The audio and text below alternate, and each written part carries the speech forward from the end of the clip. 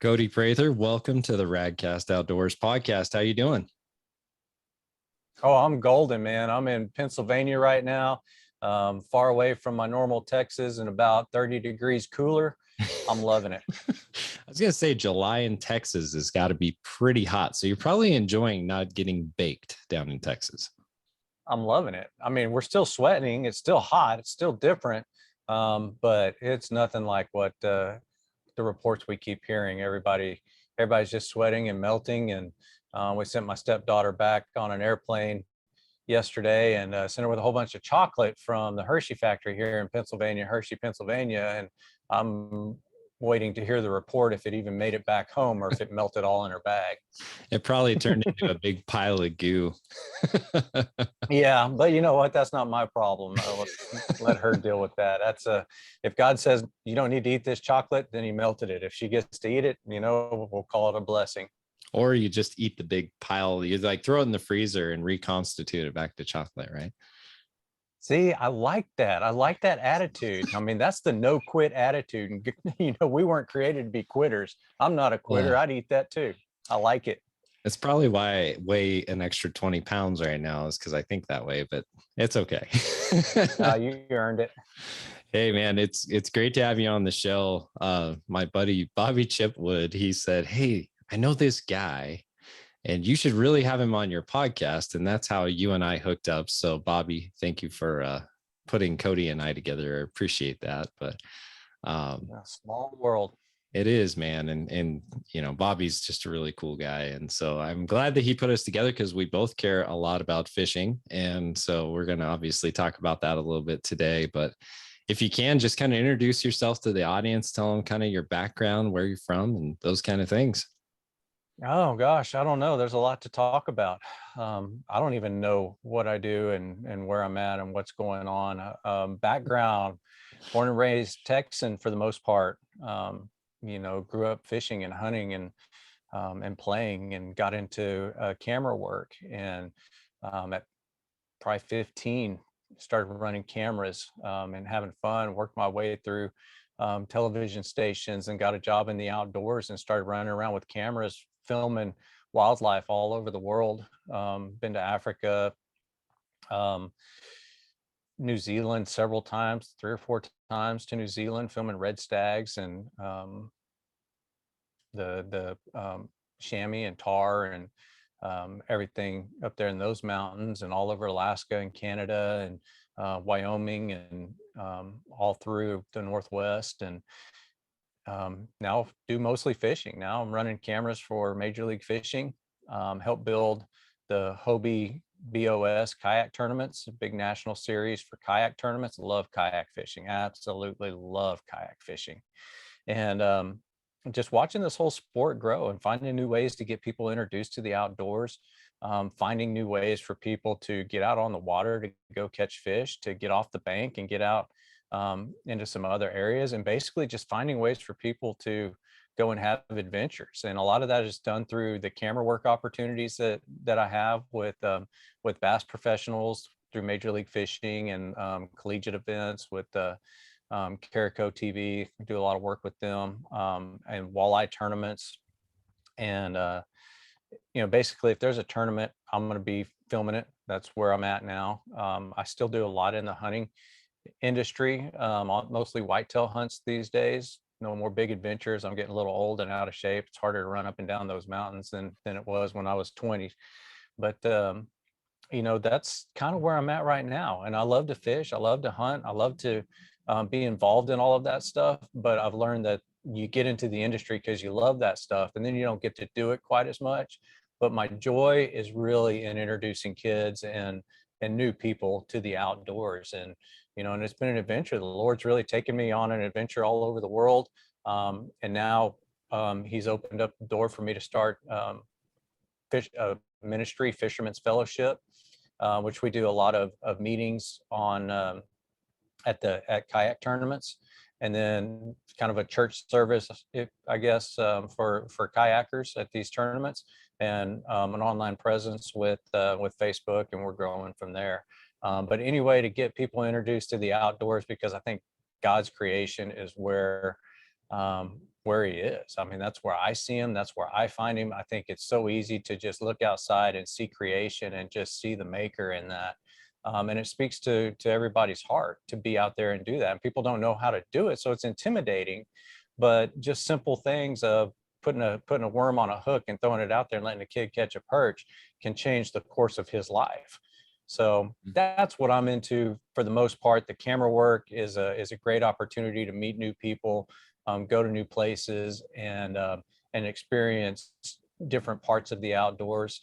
And it pays the bills. And I love it. And I love the people I work with, but I really, really love getting people into the outdoors. And that's one of the big kind of pushes for doing this podcast in the first place, was to get more people doing this because it is fun. And like you said, you do have that connection when you go out. Like that picture in my background, you know, it's like going up into the Wind River Mountains and hiking around and seeing just the glorious creation that's all around us. There's nothing better than that. And being able to spend time out there with friends, you know, and just soaking it up. It's an experience all its own. And I want to talk a little bit to start, you know, we'll kind of go through all those things, but to start, let's talk about kayak fishing. So I've noticed it over the last few years, especially like it has exploded. I think COVID just kind of like put the afterburner on kayak fishing and made it even bigger. Just because, you know, people were trying to get outside. They were desperate to get out of the house, go do something, and they're not going to go buy $100,000+ bass boat, right? And a kayak's a great way to do it. And plus, I mean, you're a lot more connected with the area you're fishing when you're in a kayak because you don't have much choice. You can't just burn fuel and run, you know, 5 miles up, you know, whatever lake or river or whatever you're on. So can you talk a little bit about the kind of the emergence of kayak fishing and kayak tournaments and kind of what you've seen over the past few years? Yeah. First thing is you're behind the curve. You're just late to the game. Kayak fishing's been blowing up for the last 10 years. And we're glad you finally got here. And we're still finding more and more people to come in. But the tournament scene really has exploded just here in the last couple of years. But what's happening is people are realizing that you've got the guy who's standing on the bank, who's casting, who's looking to the other side of the river going, I really wish I could get over there. I bet you I could catch a fish over there. So how do you get there? Well, you go buy a boat, you go buy a canoe, or you go buy a kayak. And a kayak really seems to be the easiest way to get one person out there on the water. And it's a place where I don't know, I feel like it's the easiest, accessible, safest way to go and fish that other side of the bank, or go and fish that offshore hump or that island or that place that you can't normally reach. Or if you want to go cover water or do a float trip, it just opens up so many more opportunities to fishing, even more opportunities than what a bass boat will do in a lot of situations. Bass boat, or any boat, you can go and cover a lot of water and you spend all your time running around. You don't spend your time fishing. And you hit the nail on the head with the intimacy of kayak fishing. You get to learn one area very intimately because you can't just pick up and run and go someplace. And I think you learn more about fishing that way because you don't just say, oh, well, these fish aren't biting anymore, let's go try another spot. No, you have to follow those fish as they transition throughout the day. And you learn how to catch them in the morning when the bite's on fire. And then there's a lull, there can be a lull, and you learn patience to stick it out because those fish will start biting again, or they're transitioning to another place. And so you get to figure all of that out as well. And you just have that real intimate connection with the water and the fish and the outdoors that I think gets lost a lot of times when you're going 70 miles an hour across the lake. But don't let me discourage you from getting a bass boat or a walleye boat or whatever it is that you want to go and do that. You go experience the outdoors however you want to. As long as you're out there, as long as you can see God in it, you go do you. Another great aspect about kayak fishing is the guys who don't want to have the $100,000 bass boats or walleye boats or pontoon boats or whatever. I mean, the prices of these boats are not going down. They're going up and up and up. Motors are getting harder to find. Motors prices are going up. Everything else is hard. So the people who are not wanting to spend that kind of money are able to come back down, or they sell their bass boat because you can get a premium price for a boat right now and get into kayaking. And the competition for kayak tournaments has really exploded over the last couple of years. And I don't know if COVID had something to do with it. I think it's just the natural progression more of the sport. But for the Hobie BOS Bass Open Series, which if you want to look that up, that's hobiebos.com. I'll give you all the information you need for those tournaments. But these are upper level, high end tournaments. So guys who had bass boats but don't want to put the cost into that, you know, everybody knows what boat stands for, break out another 1,000. You know, you want to save money. Like for me, I can afford a boat, but I can only afford gas for a kayak. You know, that's leg power. I can afford leg power. But the competition, we're maxing out tournaments. We have a 200 angler max on our tournaments, and we've been maxing out a lot of them this year. You know, last year in places where we had 120 anglers show up, we have 200 anglers and a waiting list. So the sport, you're right, it is growing big time. The tournament side of it is growing big time because we all have this push and this need and this desire for competition. Not everybody, but you start getting out there and you see how big boater tournaments are, and people want to do the they want to keep with the competition, and kayaks offer you the best bet to go and do that. So we are seeing growth there, but we're also seeing an influx of people just really wanting to get out on the water. Kayak sales have been through the roof. They haven't been able to keep a lot of them in stock. And plus with the shortage of manufacturing during COVID, with you can't get parts for things. You know, there has been a shortage of kayaks, and so when people can get them, they're using them. And I see a lot more of them out there on the water every day, every time I'm out there. So it's really encouraging to me to see people go out there and do that, and that's really near to my heart. Building kayak tournaments because I love competition. That's the warrior mentality, I call it, of me. I want to go into battle somehow, some way. And we created the Hobie tournaments because it was the tournaments that we wanted to fish. And then my friend AJ McWhorter has been running those the last 4 years. And then this year I've stepped back in to help tournament direct some of those. And you know, that's where I'm at right now, Susquehanna River in Pennsylvania, right outside of Harrisburg, Pennsylvania. And we have a sold out tournament coming up at the end of the month. So we'll have 200 anglers out floating down the Susquehanna River. So the part that's really kind of cool to me that's appealing is, you know, I used to have a Nitro, you know, 190 DC, right? Like pretty big boat. And when you're towing one of those around, like you're burning a lot more fuel with your truck. Like it costs a lot of money to transport a boat that's that heavy, those big fiberglass boats.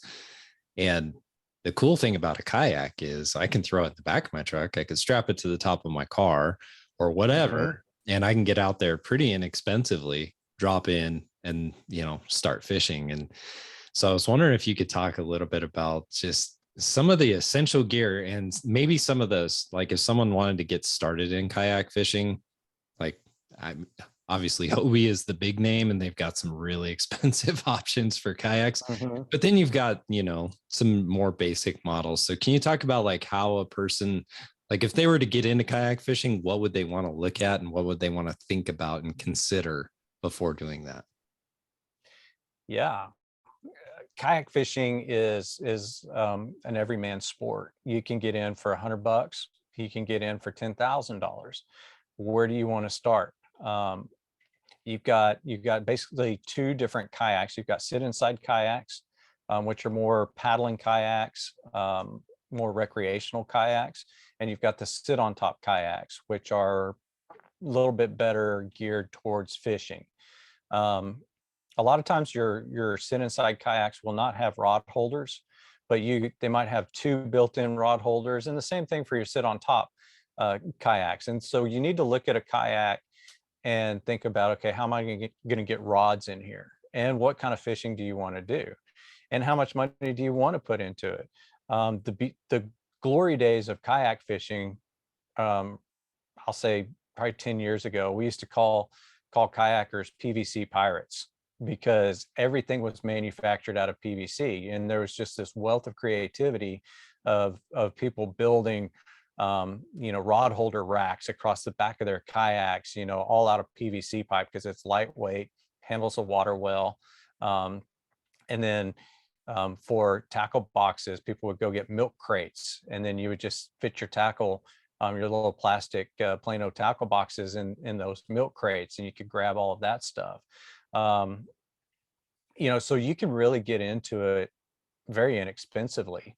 And the kayak that you get just depends on what you really want. I mean, I say go and start with something basic.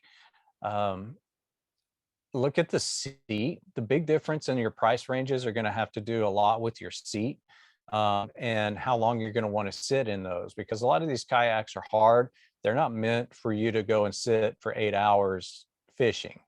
And so the seats kind of reflect that.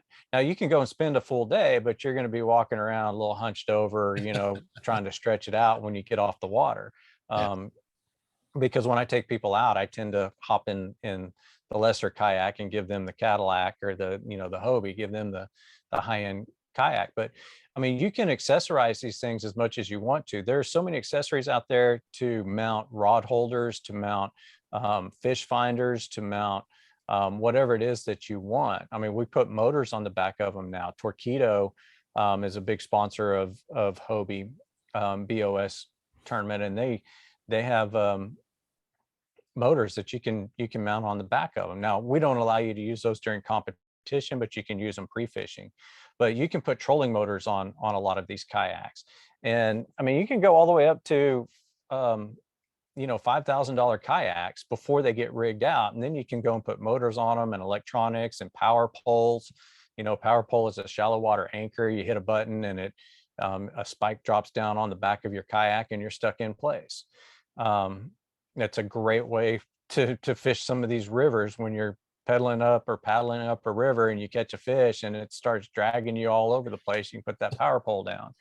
You can get as extreme as you want, but the biggest tournament I ever won was in a little paddle kayak that had a horrible seat, was beat up. I think I had like 4 or 5 rods with me and a net with a hole in it, and I won like $5,000, almost $5,000 in a kayak tournament, and I couldn't hardly go anywhere. I just went and I sat in the one spot and got out of the wind, and that's where the fish were. So you can win a kayak tournament. You can go catch fish. You can do things out of a $200 kayak and still be competitive and still have fun and enjoy out on the water. And a lot of these places, rivers and stuff, you're going to want to get out and walk around anyways, and drag your kayak and fish from the bank. And your kayak may just be to get you from point A to point B.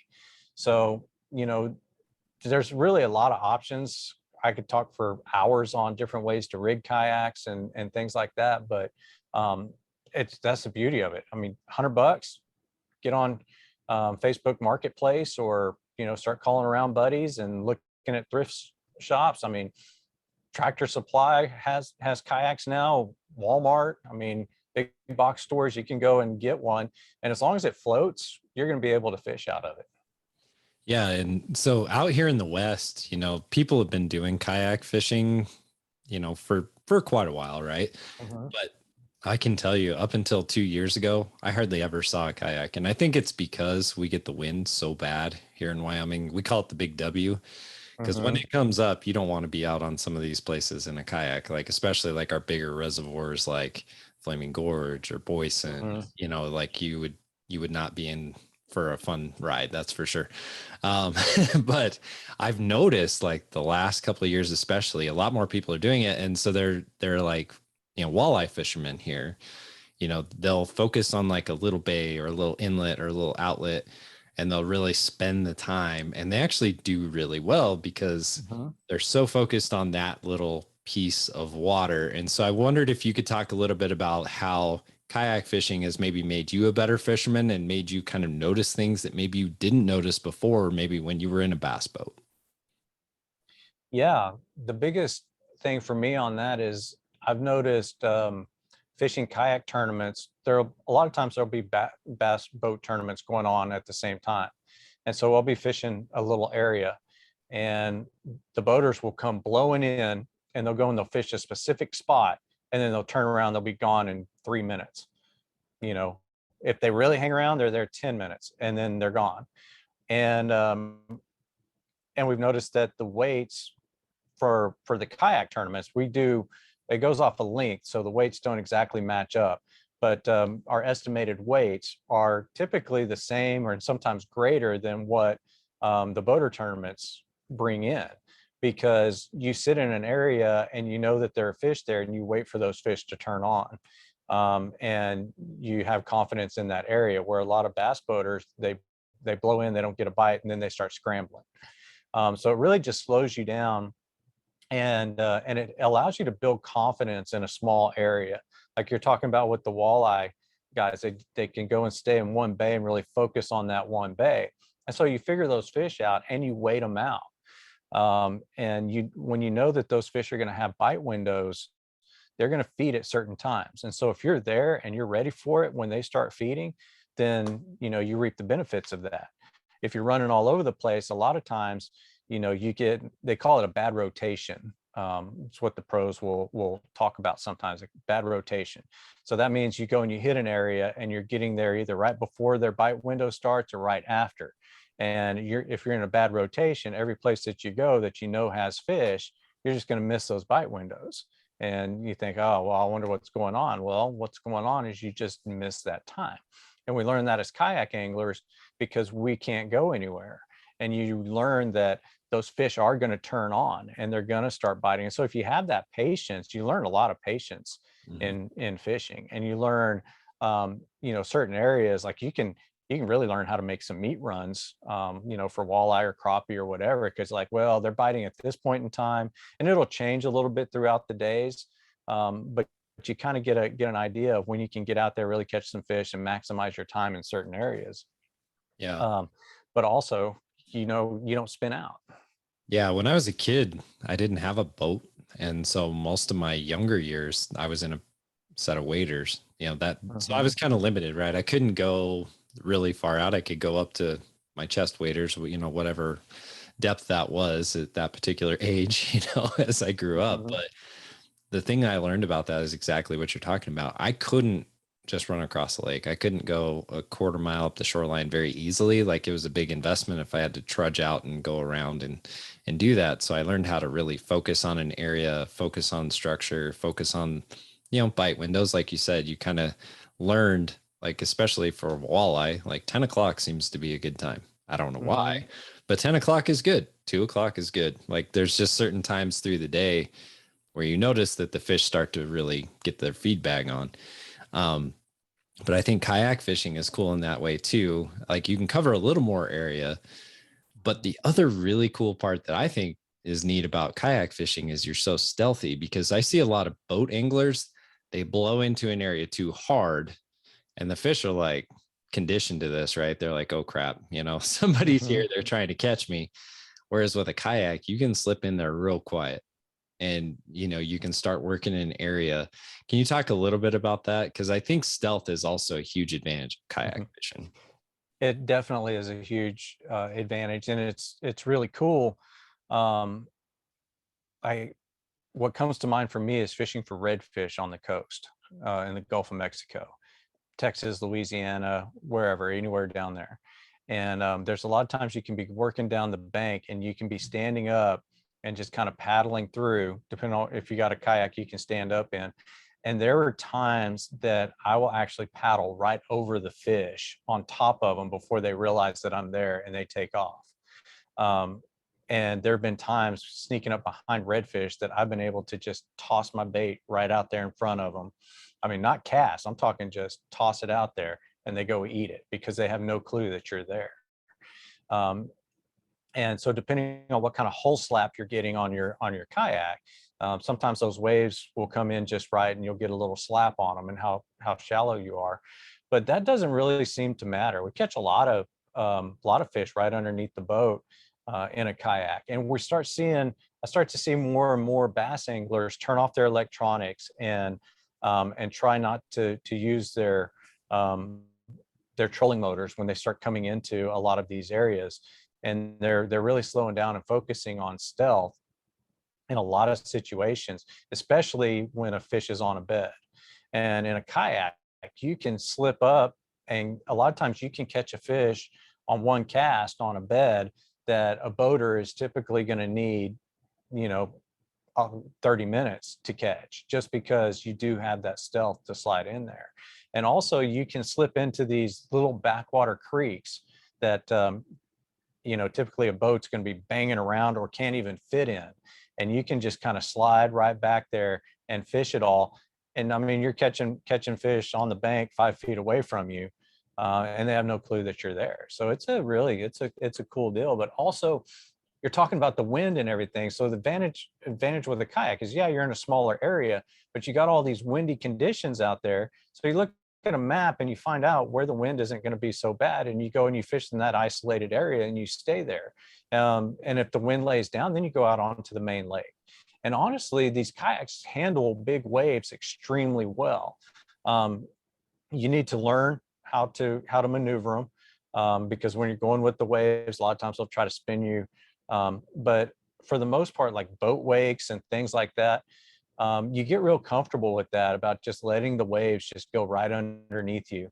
And so they really are very safe. Usually when somebody flips a kayak, it's because they've panicked. You know, a wave hit just wrong and it kind of threw you off kilter a little bit, and you lean too much one way or the other. With the Hobies, I find that when people say they flipped their kayak, they really mean they rolled out of it. The kayaks themselves don't typically flip that much, although they will. Everything can. You know, we filmed a lot of TV shows out in extreme conditions, and you know, take these boats into places where we can test out the limits of them. But 99.9% of all people will never test those limits like that. So stealth, big water, whatever it is, it's what I love about kayaks, is the versatility. You can go on the big water, you can go into the stealthy situations. You can get kayaks with pedals, so you don't have to paddle the whole way. You can work your way in with the pedals, and if you feel like that's too much, you can take the pedals out, or you can lock them in an up position and grab your paddle and work your way through. That's one reason why I'm a big Hobie fan, is because their kayaks are real easy to maneuver. They're very stable. I can stand up in most of them, and you know, and I can access that skinny water. Yeah, I think it's great that, you know, it's become a bigger deal out here in the West, because it does save a lot of money, especially with gas prices right now. Like it's an appealing way to go fishing, because then you're not towing around that huge fiberglass boat, right? And like you said, boat prices are just insane. Like I've been watching over the last few years, just my eyes keep getting bigger, because it's like I can't even believe how expensive they've become.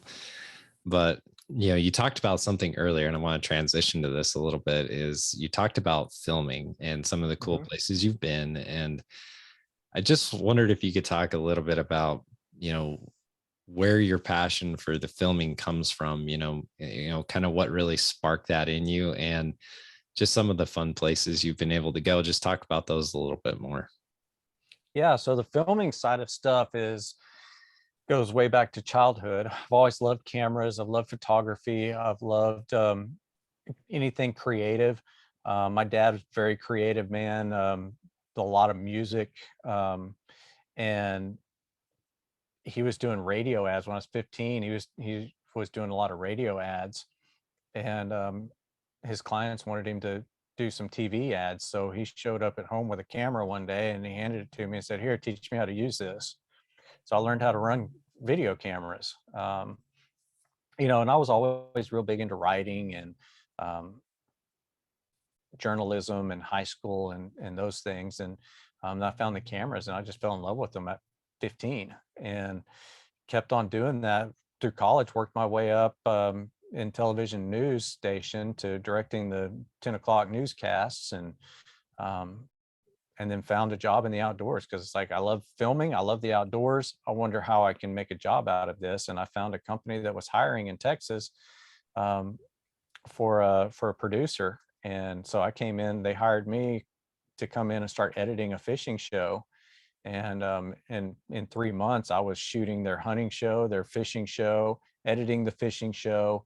And, you know, I just learned that when when you have an aptitude to do this stuff and a desire and you want to do these things, that people will start giving you more and more, you know, because when you're excited about it and you work hard, all of that opens up. And so I learned real quick that I didn't like being behind the computer. Editing is what opened the door for me. But when I started shooting and going out on these hunts and everything, I learned that my place is in the outdoors, that I can stare at nature a lot longer and easier than I can stare at a computer screen. And while I did and still do some editing work, my passion is to be out there in the middle of it. And I also knew that I had to make a choice, and there was a real choice that I feel like the Lord put on me um, out of college, and that was I could go and um, I could seek adventure or I could seek money, and I felt like He would bless me either way. But I said I want adventure, and so you know I went and did that. I had job offers to go and do television news stuff and go and work in sports and things like that. It would be a great career path because I could go and do Monday Night Football and whatever else. Um, but that's not where my heart was. My heart was in the outdoors, and so I picked up that camera and we went to anywhere and everywhere that they asked me to go. And I was still young and in shape, and it was a challenge. It was, you know, man versus nature, and you go and you learn something about yourself. And you know, and every boy has that question, you know, am I a man?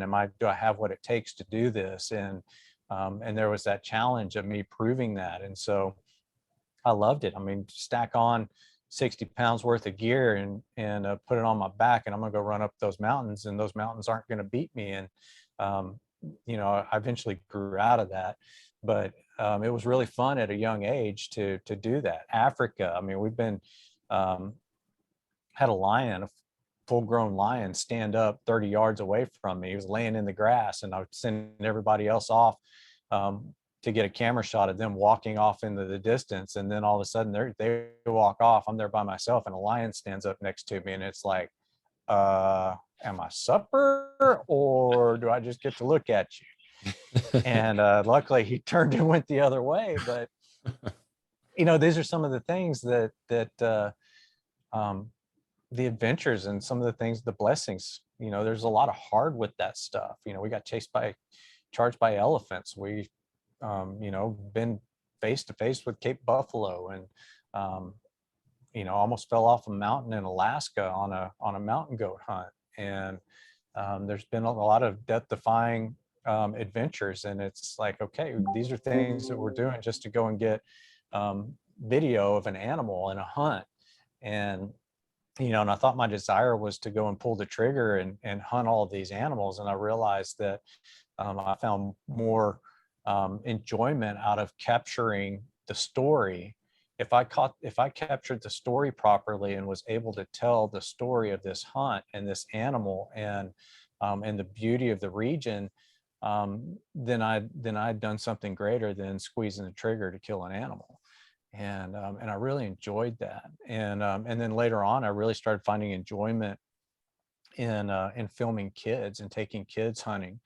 And I worked with a TV show called Majesty Outdoors, which I don't think they've been on the air for the last couple of years. But we would take fatherless kids on hunting trips and fishing trips, and just seeing the joy on them as they learn how to shoot a rifle for the first time, as they see these animals for the first time, as they get to harvest an animal and do it ethically. And you know, just seeing how God really worked in those situations was beautiful, and how the outdoors really transitioned in their lives on the fishing trips and the hunting trips and things like that.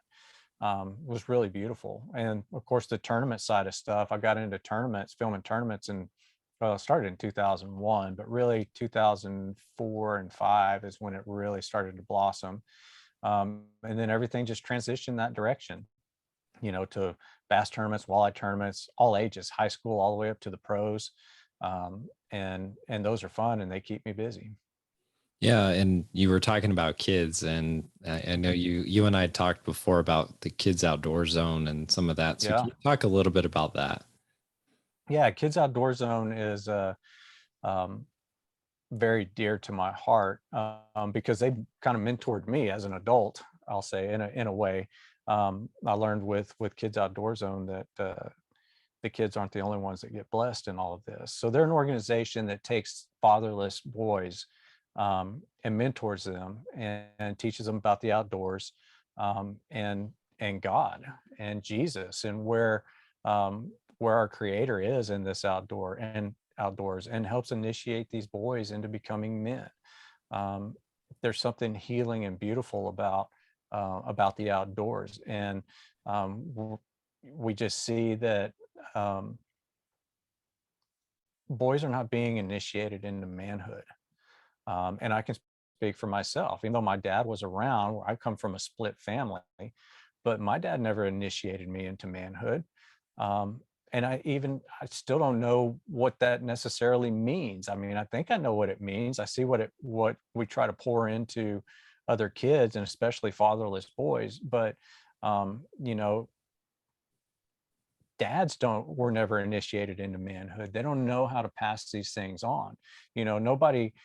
Nobody taught your dad how to be a dad, and nobody taught his dad how to be a dad. And we've got all these generations of men not knowing what it means to be a dad or a father or a mentor. And and their dad may not be around at all. So how do we make men? We see the effects of it, and we see it in the secular world. Every Father's Day, you start seeing all the statistics out there about all the kids that are not, all these fatherless boys that are in prison, or the biggest epidemic or pandemic in the nation is fatherlessness right now. It's much bigger and much worse than COVID could ever be, and it's leading to a lot of problems in society. So what are we going to do about that? Well, Kids Outdoor Zone is really strong in stepping in to take fatherless boys and train them, or not train them, but encourage them and mentor them to be men.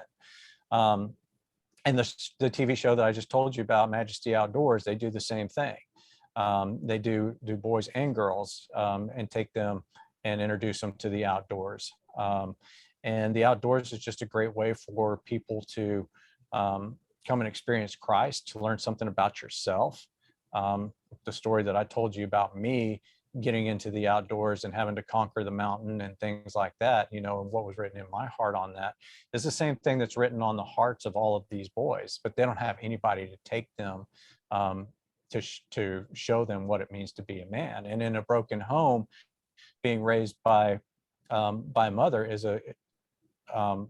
I mean, single mothers are amazing people. I mean, I don't know how you do it, and you have my respect in a big way. But a boy cannot learn to be a man from a mother. It's a really hard thing to do. And that's where groups like KOZ, Kids Outdoor Zone, and I love their curriculum, I love their heart, and I love who they are. And I love the success that they've had and the track record that they have and everything about them, that I recommend every church out there. If you have men in your church, look at Kids Outdoor Zones, kidsoutdoorzone.com. It's really easy to find. Go and look at them. Just look at them. Call them. Find out what you can do. It's one weekend a month is what it takes.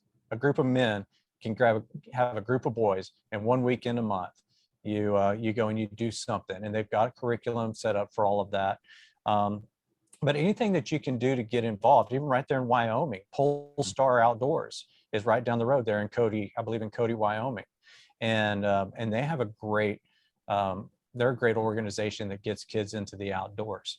And so whether it's with Majesty Outdoors, Kids Outdoor Zone, Pole Star Outdoors, it doesn't matter. I just want to see people pour into kids and not sit around and keep talking about, well, if these kids would get outside and do something, or, well, we need more people mentoring and taking kids fishing. I'm like, well, you know what? That starts with you. That starts with me. And that starts with us, stepping into things. And if we need help with that, Kids Outdoor Zone will help you with that. Polestar Outdoors will help you with that. Majesty Outdoors will help you with that. It's there. It's at your grasp. Let's quit talking about it and let's do something about it.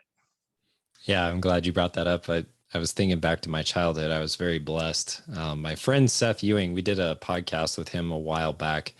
He did one of those trips to see what he was made of. He did 240 miles in the Swiss Alps in 16 days. Ooh. And he No, found out thank you. what he was made of, right? And it Uh-huh. was a very difficult trip. And one of the quotes from that stuck with me is he said, it's interesting to see when you get squeezed what comes out. Mm-hmm. And the kind of reflection that he had. But when we were kids, he and I grew up together. And when we were little, his dad started a program through his church called Boot Camp.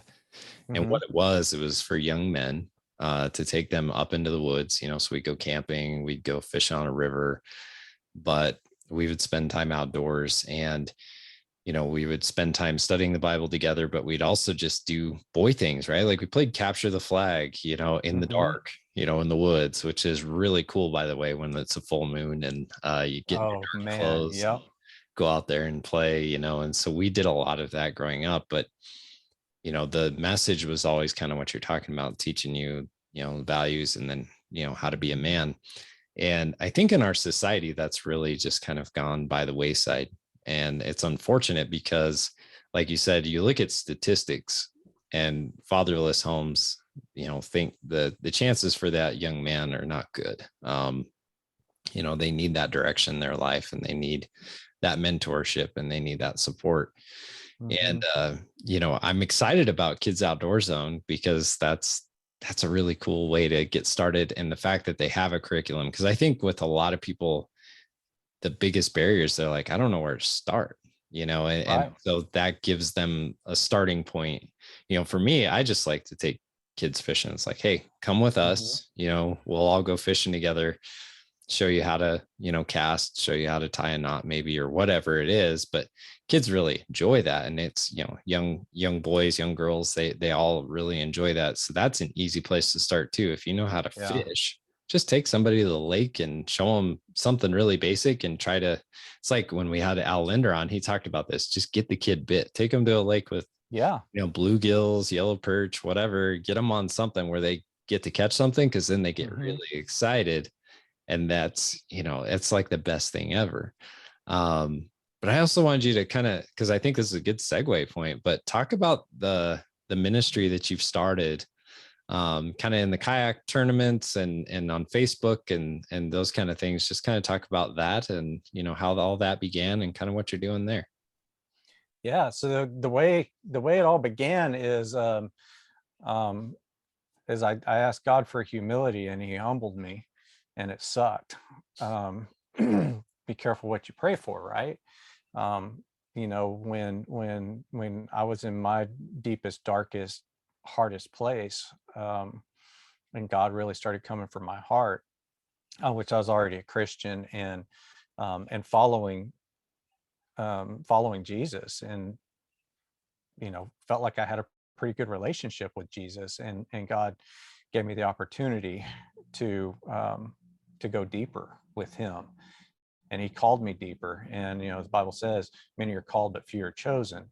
Um, you have to walk into it, and I was going through a really dark time in my life, but also building a huge kayak tournament in the midst of it all. And the one thing that I wanted to do in that kayak tournament was to have a fellowship. And the whole point of the fellowship was the kind of the mantra or mission statement that I have, if you will, is life is hard. It's a lot easier when we can do it together. um, we weren't meant to do this life alone. We weren't meant to walk through everything together. And that's a big lie that the enemy puts on us, even as kids, that you don't need anybody else. And it's an agreement that we make in our lives that if you want it done right, you got to do it yourself.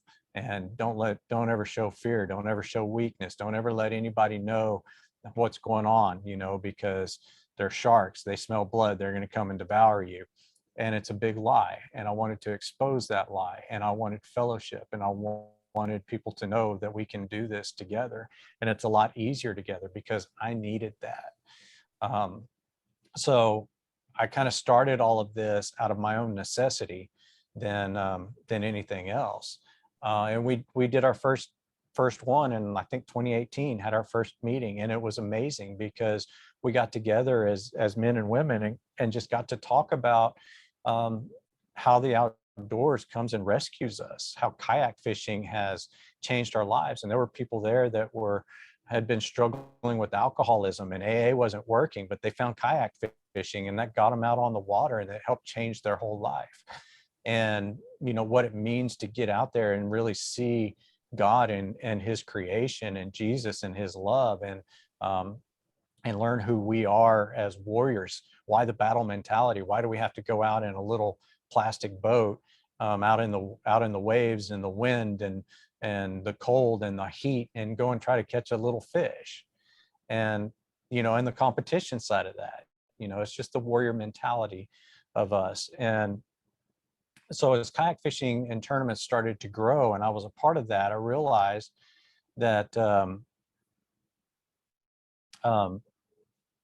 that more and more people were traveling to these events, but they weren't going to church, because a lot of these events are Saturday and Sunday, and so they're not going to a regular church service. And so why can't we provide that? And why can't we have this camaraderie out on the road? Because it is a very tight-knit community. It's a community where we tend to spend more time with each other than we do with other people in our other communities, because that's what we do. We go fish all over the country. So we just turned it into a Kayak Fishermen's Fellowship. Some men jumped in to help me, Matt Ball and Darren Jaton, and we're growing from there. But we started doing fellowship meetings at all the tournaments that we can. And it was really tough during COVID because we didn't actually meet up for a lot of the tournaments, but we still found ways to get together. And we're finding that it's a lot easier for people to speak one-on-one with friends and peers than a lot of times it is to go to the church and go to the pastor and go to the people in your normal community. A lot of times you don't want to air out your dirty laundry to your friend at church whom you love but lives next door to you, and you don't want him to know too much about what's going on in your life. And this creates a safe space for that. And plus we're just always together, and I feel like God gave us all a language. My language, I speak kayak fishing, I speak fishing, I speak outdoors. The people that are together for these kayak tournaments, we all speak the same language. My brother, who was a meth addict, and the Lord freed him from that, and he went to prison for it. But God used it all as a rescue, and he's an amazing man of God right now. He can speak that language to people going through that stuff so much better than I can. I can't just walk in and immediately be able to speak that language. He can. I can walk in to a group of kayakers and a group of fishermen and speak that language, and we can connect. And you've been out there, you've been in the outdoors, you've seen God in the outdoors, you know where he is. I can speak to your heart on that, and you can speak to my heart on that. Whereas somebody who grew up in the city, if they come out and they start talking to you about city stuff, it's kind of going to be like, oh, okay, that's nice, bye, go back to your concrete jungle, have fun. Yeah. But God gave us a voice, and we can do this life together. So for the Hobie tournaments, somebody will always have a fellowship meeting. It's not a preaching. We don't get in there and preach. We do it together. So whoever's leading has a topic.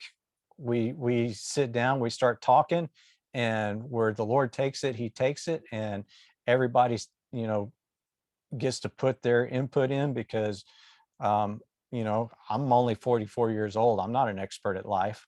I certainly haven't done it right my entire life. And so, maybe we can traverse a lot of this stuff together, and maybe we can go out into the outdoors, and maybe we can show the love of Christ, and maybe people can see Jesus in us. And in the midst of competition's ugly, just it always is. And so maybe a few of us can be out there and and show the love of Christ in this, and change some hearts. Yeah, I think that's wonderful because I think one of the things I've noticed over the last few decades is you have a breakdown of communities and Hmm. affinity groups. People are very scattered and broken apart. And I think it's that mentality of, well, I can just do all this on my own. I don't need anybody Hmm. else.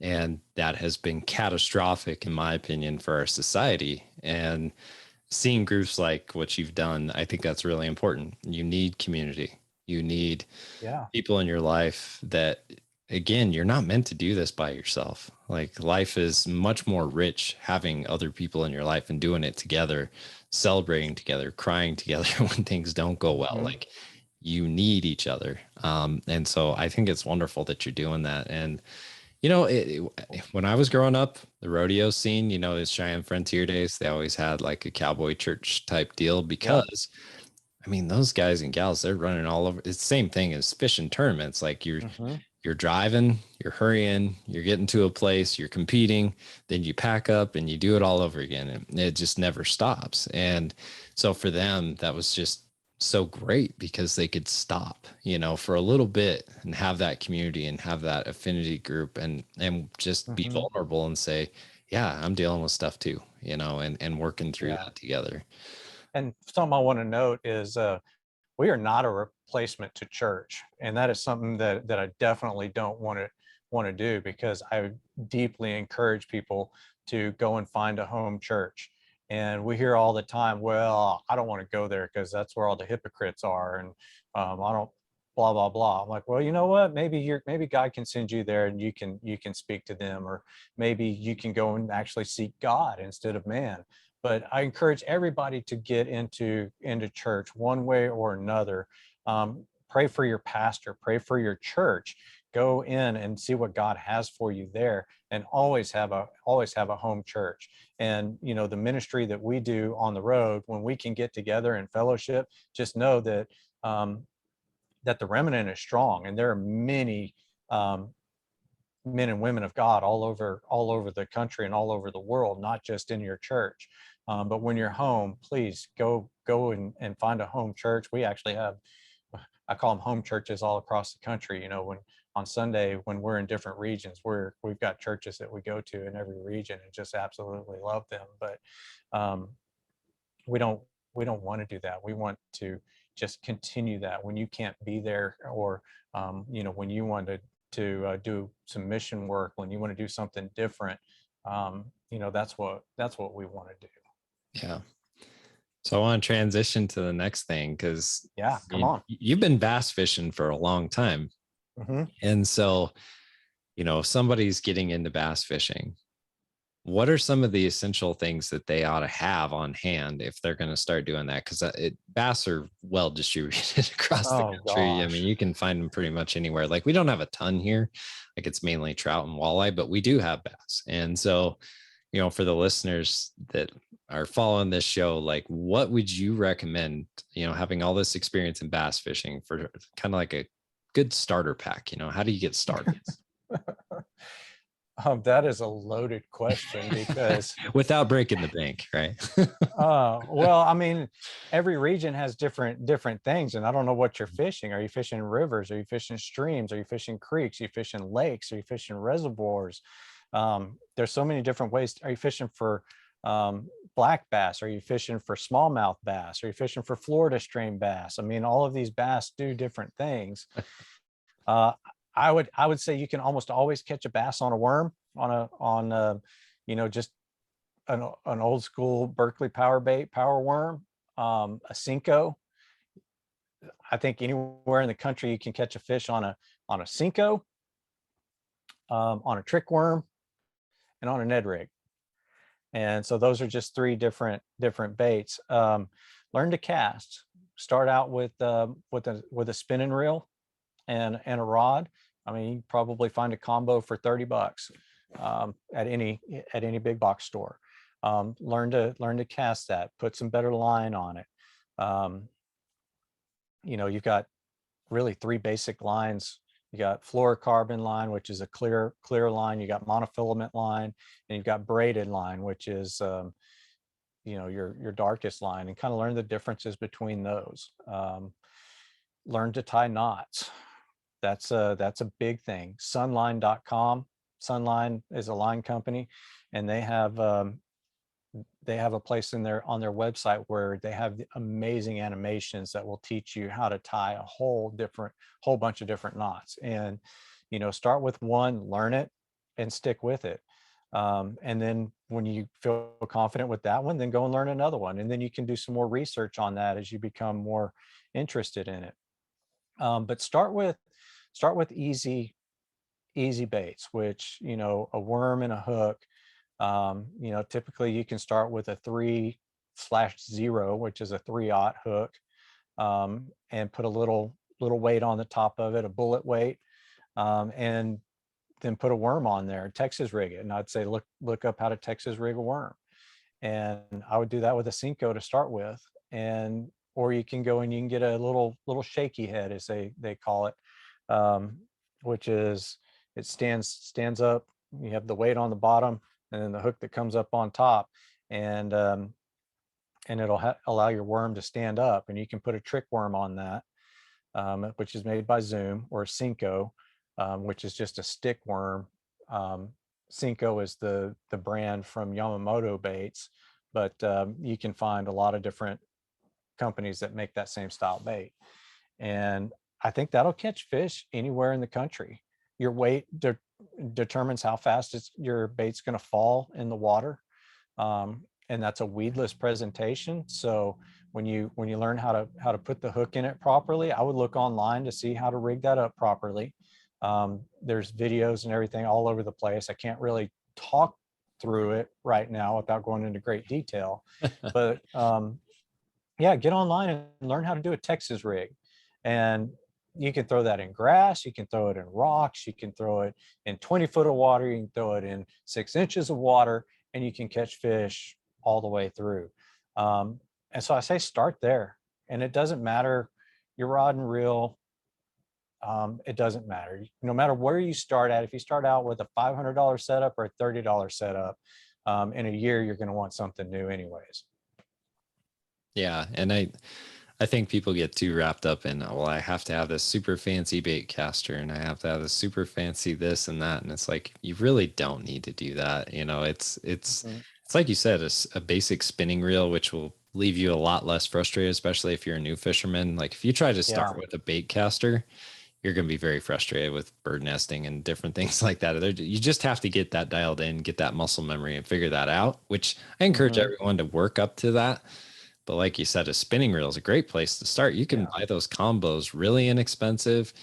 Just get the right size. Get a they have a whole bunch of different sizes. And so some brands call it a 20, some call it a 2000 or a 200, but basically a 2 or a 3 size spinning reel, and get a medium rod. And it can be a medium fast, but that's just a good mid-range all around rod. If you get one too light, then you can't throw heavier baits on it. And what light means, if the tip is too flimsy, then you can't really throw heavy baits on it. If you get one that's too stiff, then you can't throw really light baits on it. But if you get that happy medium, which would be a medium, probably a medium fast or a medium moderate, and a 2000 size, 2000 to 3000 size reel. And then you don't have to put tons and tons of line on it. The 2000 is going to work for just about anything bass fishing. You're going to be able to cast as far as you can cast with it. But I think that's important to know. Yeah, for my kids, they each have like a middle of the road, like Shimano reel, pretty basic model, a medium rod with a fast action tip so that they can cast those lighter baits, and then 6-pound monofilament. And you can fish for just about anything and everything with that setup. It could be rainbow trout, it could be smallmouth bass, it could be largemouth bass, it could be walleye, You know, you can catch everything on it and it's fairly forgiving. And so, Yeah, yeah. beautiful. And you don't have to spend a whole bunch of money, which is Hmm. good, right? But yeah, man, it's been so good having you on the show. I've really enjoyed chatting with you and getting to know you a little bit. And so if people wanted to like kind of follow what you're doing and see what's going on in, you know, your Hobie bass fishing tournaments and whatnot, how do they follow you? How do they kind of see what's going on? So I'd say get onto the Hobie Bass Fishing group on Facebook. Everything runs through Facebook. I'm not a fan of Facebook. I hate to promote Facebook, but unfortunately, that's where we socialize these days. So Yep. um, Hobie Bass Open Series, you can find them on Facebook group. You can find them on the website. Fisherman's Fellowship. Right now, Fisherman's Fellowship is on Facebook, and hopefully here soon we'll have the web page up, and start working in that direction, and then we'll start working on YouTube and getting more content out. That's a big thing that we're working on this summer, is getting organized there. You can find me personally on Facebook. um, a lot of times just send me a friend request. If I don't know you, I'm probably not going to accept the friend request, but you'll be able to follow everything that I'm putting out there on that stuff. But my personal Facebook is typically more just for family and friends, but um, I don't, I make everything public on all of that. That way, if you're going to get the word of Christ out, then I don't see any reason to keep anything private on any of that. So you can follow it for sure. Um, Other than that, I don't know. We just try to live, Yeah. spend more time living than socializing on Facebook. Although we have been doing a whole bunch of photo dumps because we've been on a huge vacation. So it's kind of been cool. It's been fun to watch that. And it looks like you guys are having a good time. So my last question is, when are you Mhm. coming to Wyoming to come fishing with me? Oh gosh, I would love to say tomorrow. Man, you have no idea how much it's on my heart to be there in Wyoming, because I want to be there in such a bad way. We love that. We went through there on our honeymoon. That's actually the last time we saw Bobby. And I told my wife, I'm like, we're on our honeymoon, but this is all about us. But I'm sorry, we got to stop it and see my friend. And so Yeah. we stopped by there, and we found a church in Wapiti, Wyoming, that we absolutely love, just right outside of Cody. And that Wyoming definitely has a special place in my heart. And I want to go trout fishing. Yeah. So we need 2 days. So I'll take you bass fishing. You take me trout fishing. Let's do it. Yeah, we'll have to I'm figure that out. That's been one of the best things about this podcast and getting to meet cool people like yourself. And, Mhm. hopefully we can connect at some point and get the pleasure of going out on the water and just enjoying it together. That'd be great. I'd love it. All right, man. Well, thanks again for coming on the show. And yeah, we'll be watching what you do and following you along. Right on, man. I appreciate it, Patrick. You got any more questions, hit me up. I can talk a lot more. All right, man. Thank you.